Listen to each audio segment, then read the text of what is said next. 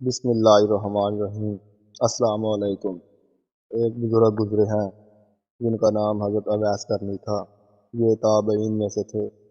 نبی کریم صلی اللہ علیہ وآلہ وسلم کا زمانہ پایا اور یہ اکیلے اپنی والدہ کی خدمت کرنے والے تھے۔ ایک موقع پر والدہ سے انہوں نے اجازت مانگی کہ میں نبی کریم صلی اللہ علیہ وآلہ وسلم کا دیدار کروں۔ نبی کریم صلی اللہ علیہ وسلم کے دیدار کی اجازت مل گئی، مگر والدہ نے کہا، بیٹا، خدمت کرنے والا پیچھے کوئی دوسرا نہیں، تم جلدی لوٹ آنا۔ مدینہ طیبہ آئے۔ اللہ تعالیٰ کی شان، نبی کریم صلی اللہ علیہ وآلہ وسلم اس وقت سفر پر تشریف لے گئے تھے۔ یہ وہاں نہ ٹھہرے اور واپس آ گئے۔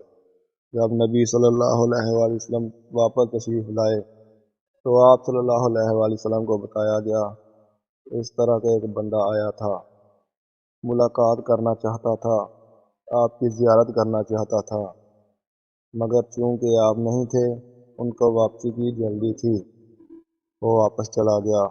نبی کریم صلی اللہ علیہ وآلہ وسلم اس بات کو سن کر بہت خوش ہوئے۔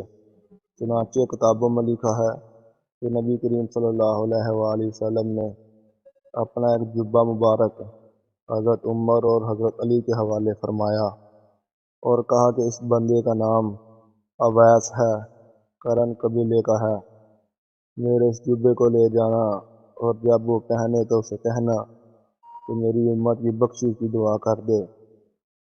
یہ ماں کی خدمت کا اجر ہے کہ اللہ تعالیٰ کے پیارے حبیب صلی اللہ علیہ وآلہ وسلم بھی ہدیہ بھیج رہے ہیں اپنے جبے کا، اور ساتھ فرمائش فرماتے ہیں کہ آپ میری امت کی بخشش کی دعا فرما دے۔